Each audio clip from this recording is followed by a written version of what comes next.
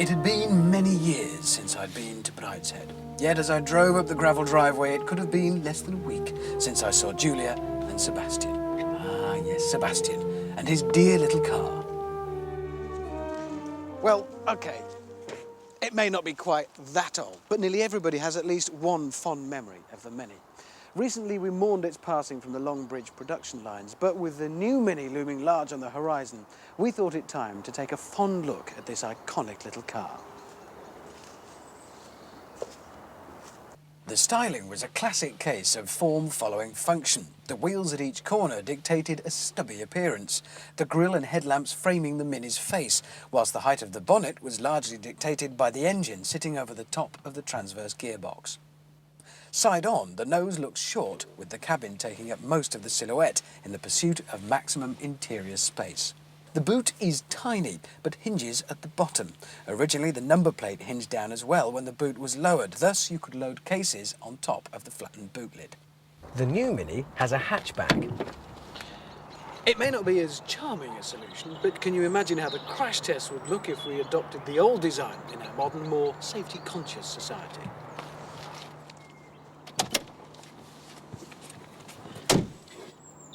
It is very cramped in here compared with more modern offerings, but back in the 1950s, this was a packaging revolution. There's even less room in the back in later models like this one, thanks to these thicker seats that are made to accommodate today's more fussy drivers, not something that manufacturers were too fussed about in 1959.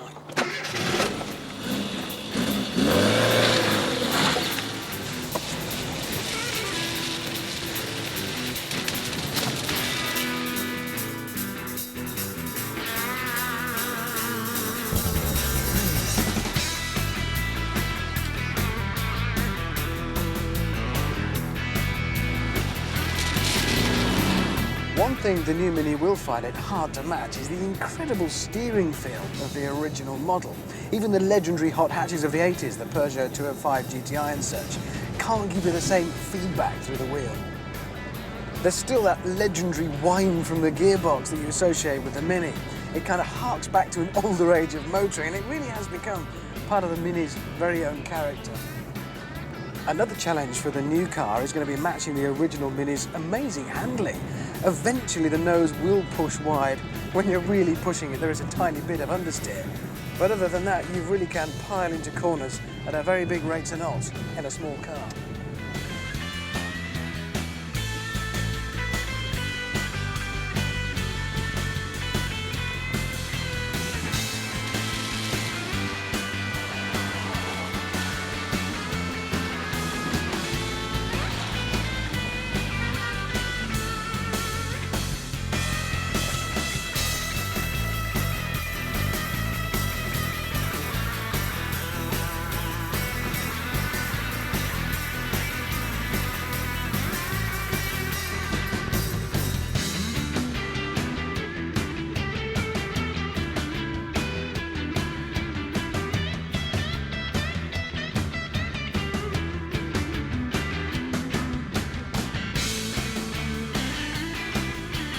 The 4-speed gearbox was deemed to hold the Mini back in the 1980s, as new rivals boasted 5 speeds. That said, the old A-series engine fills the apparent gap in the cogs with a healthy dose of torque. Even today, the MPG figures are still competitive. Even if the performance figures are not. To be honest, it seems pitifully slow. The best it can hope to do is just about keep up with modern traffic. It's hard to believe that this was once the hottest pocket rocket on the King's Road.